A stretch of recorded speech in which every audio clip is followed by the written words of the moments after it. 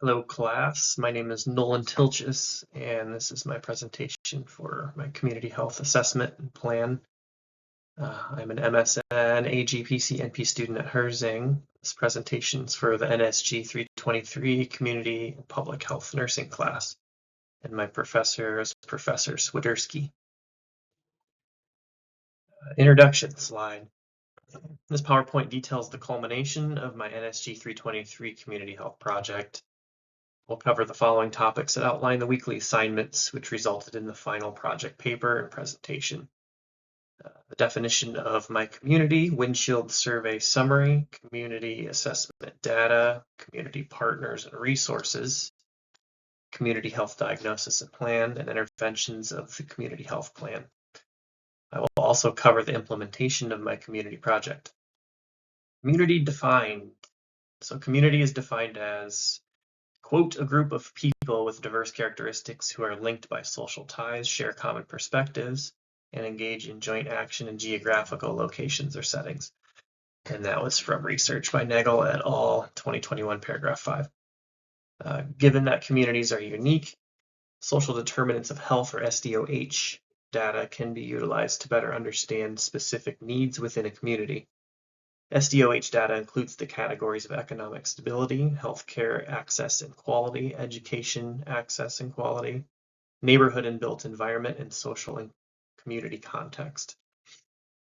Waukee is a suburb of the capital city of Des Moines, Iowa, and is one of 6 connected suburbs in the metropolitan area. Generally speaking, it's an affluent community with adequate access to healthcare. Windshield survey overview. The windshield survey provides a general overview of the community. The community of Waukee is located within Dallas County, Iowa. Waukee's violent crime rate is 1.52 per 1,000, which is well below the national average of 4.49 per 1,000, which demonstrates the safeness of the community. Generally, community members feel safe here. Waukee has a thriving school district, including 7 elementary schools, 2 middle schools, 2 ninth grade schools, and 2 high schools. New schools are regularly planned and built due to constant community growth. There are plenty of activities for children in Waukee, including many sports leagues, recreational and nature spaces, and sports fields. Most playground parks are new or recently renovated. There's no lack of retail availability presence of Waukee. New local businesses and big box stores are being built without pause. 3 separate for-profit hospital systems compete for business in the Waukee area, and this competition has advantaged residents of Waukee by giving them the luxury of being able to have an array of primary care providers and specialists to choose from for their care. Community assessment data. Community assessments are defined as, quote, a comprehensive picture of a community's current health status, factors contributing to higher health risks or poorer health outcomes, and community resources available to improve health, unquote. And that was from Centers for Disease Control and Prevention, 2024.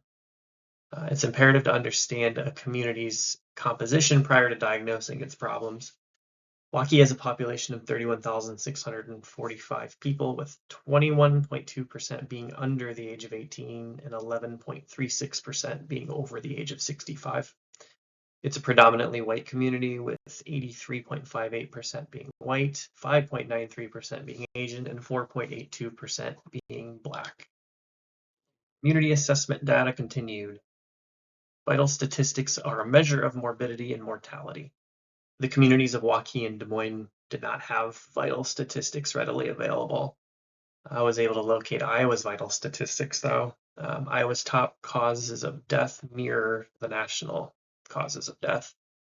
The top 3 causes of mortality are heart disease at 16.4%, cancer at 14.5%, and accidents at 5.7%. That was information from the Iowa Department of Health and Human Services 2023.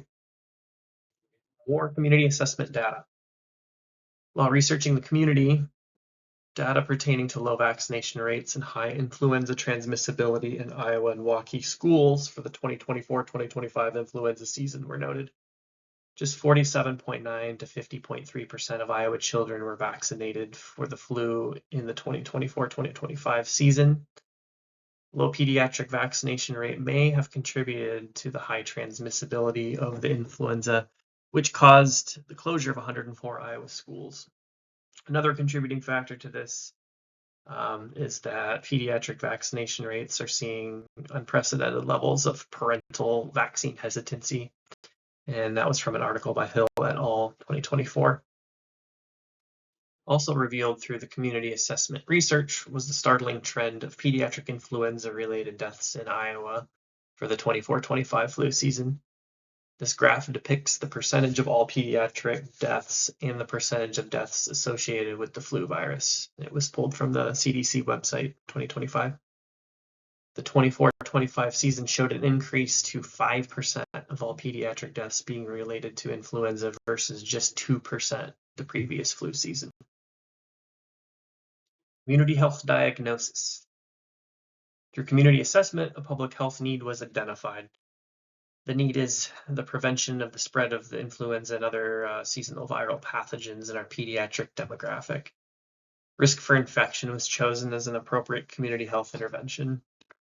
The target demographic is school-aged children, specifically K through 1 students. Contributing factors to this issue are lack of vaccinated children in the community and lack of knowledge about infection control. Education on the topic of infection control will include hand washing technique, sneeze aversion technique, and vaccine safety information, which will be targeted for the students' parents. I will touch more on evaluation later in the presentation. Community partnership. At this juncture, the project type and community nursing diagnosis has been chosen. The next step was finding a willing community partner, which proved to be a challenge. Multiple local daycare companies were contacted without partnership success. Ultimately, Adam Knighty, who is the owner and operator of Day Camp Adventures, was contacted and willing to assist. Day Camp Adventures is a summer day camp with multiple locations throughout the city. They provide high-quality activities for children in the summer months. They provide a much-needed service for the community, which is daycare. Adam was receptive to the message of keeping one of our most vulnerable community member demographics safe, which is children. He provided site access, staff access, allowed shadowing, aided with technology and space logistics, and provided feedback on the presentation. Community health plan. After a community partnership was attained, the stage was set for the presentation.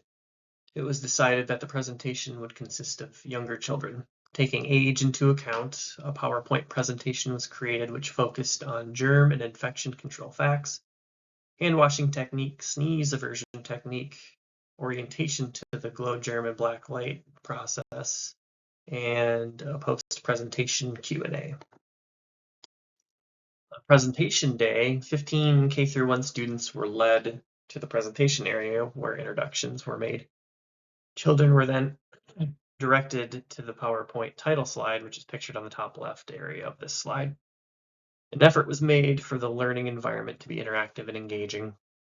Infection control related coloring pages were distributed along with crayons prior to the presentation's initiation. Questions were encouraged throughout the presentation. An older child assistant gave out candy to participating students. The children enjoyed the fact-filled presentation.